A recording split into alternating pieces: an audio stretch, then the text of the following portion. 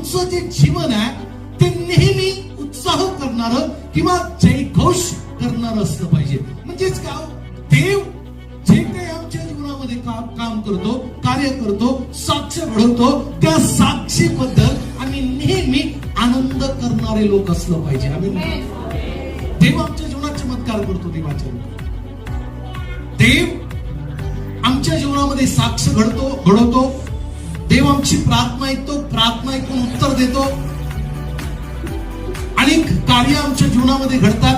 पण मला तुम्हाला सांगू द्या, आम्ही त्या साक्षीबद्दल, त्या कार्याबद्दल, त्या चमत्काराबद्दल आम्ही कधीच जयघोष करत नाही, कधीच आनंद करत नाही.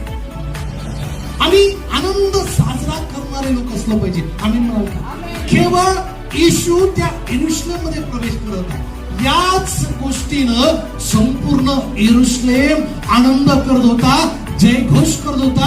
देवाच्या लोकांना केवळ येशूच्या प्रवेशानं अख्खं शहर आनंदित झालं. मला तुम्हाला सांगू द्या, तो येशू ऑलरेडी आपल्या जीवनामध्ये आलेला आहे. आम्ही किती मोठ्यानं उड्या म्हणून त्या परमेश्वराचा आनंद केला पाहिजे. आमेन म्हणा का? प्रेज द लॉर्ड म्हणा मोठ्यानं. केवळ येशूच्या प्रवेशानं, केवळ ऐकलं लोकांनी की आमचा राजा जो आम्हाला शापातनं सोडवणार आहे, जो आम्हाला दुःखातनं सोडवणार आहे, जो निराशातनं सोडवणार आहे, जो त्रासातनं सोडवणार आहे, जो कर्जातनं मुक्त करणार आहे. त्यावेळेस गुलामगिरी जास्त होती. जो गुलामगिरीतनं सोडवणार आहे, तो राजा केवळ प्रवेश करणार आहे.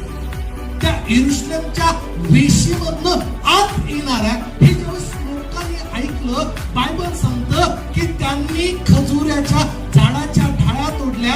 बायबल सांगतं कुणी आपली वस्त्र काढली आणि देवा ज्या गाढवावर, शिंगोवर येशू बसलेला होता, त्या गाढवावर बसून देखील येशू होता. देवाच्या लोकांना कुणी असं म्हटलेलं आहे,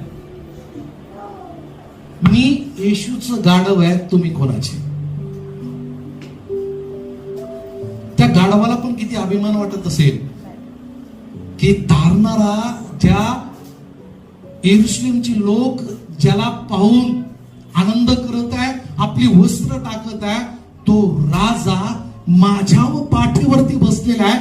देवाच्या लोकांनो, त्या गाढवासारखा आनंद करा. देवाच्या लोकांनो, येशू त्याच्या पाठीवरती बसला, पण तो येशू आमच्या हृदयामध्ये आहे. आम्ही किती मोठा आनंद केला पाहिजे. आमेन म्हणाल का? Praise Lord. देवाच्या लोकांनो, त्या गाढवापेक्षा अधिक आनंद आम्ही केला पाहिजे. काय आमचा आनंद देवाच्या लोकांनो त्या गाढवापेक्षा अधिक आहे?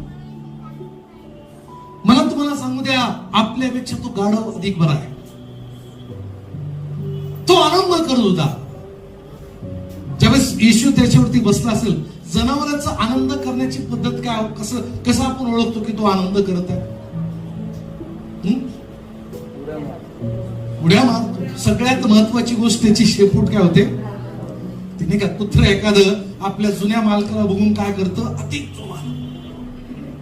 जसा येशू म्हणजे त्या गाढवाला देखील माहिती आहे या जगाचा मालक माझ्यावरती बसलेला आहे, तो किती जोमानं तो शेपूट हलवत असेल. आम्हाला शेपूट हलवायची नाही, आम्हाला आनंद करायचा आहे, देवाची स्तुती करायची, त्याचं स्तवन करायचंय, जयघोष करायचा, होसान्ना गायचंय. देवाच्या लोकांना होसान्ना या शब्दाचा अर्थच मुळात आहे की देवाच्या लोकांना स्तुती करणं. त्याची स्तुती केली पाहिजे. प्रत्येक गोष्टीसाठी त्याची स्तुती करा.